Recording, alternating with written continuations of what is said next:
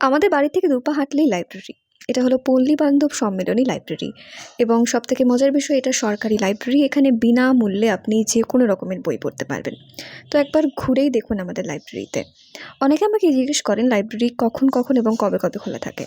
সোম, বুধ, শুক্র এই ৩ দিন লাইব্রেরি খোলা থাকে এবং মোটামুটি ১২টার সময় খুলে যায়, বেলা ১২টা থেকে সন্ধে ৬টা অবধি আপনি লাইব্রেরিতে থাকতে পারবেন। এখানে আপনি যদি কোনো কম্পিটিটিভ এক্সামের অ্যাসপিরেন্ট হন তবুও সেই সংক্রান্ত বই সব পেয়ে যাবেন।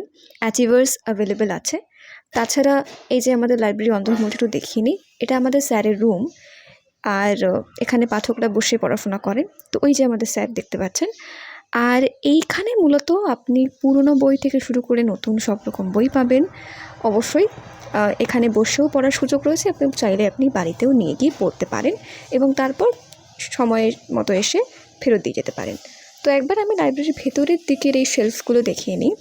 এখানে মূলত অনেক পুরনো বই রয়েছে যেগুলো আমি কয়েকটা হাতে নিয়েও দেখেছি। ৯৬-৯৭ সালে শেষ ইস্যু করা। এবং লাইব্রেরির সবথেকে সুন্দর দৃশ্য হলো এই জানলা দিয়ে বাইরের দিকটা।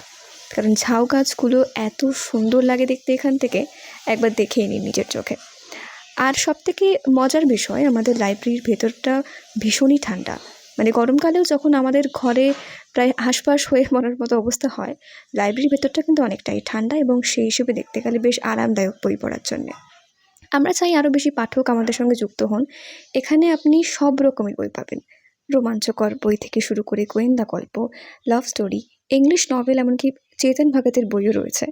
তো অবশ্যই আসুন।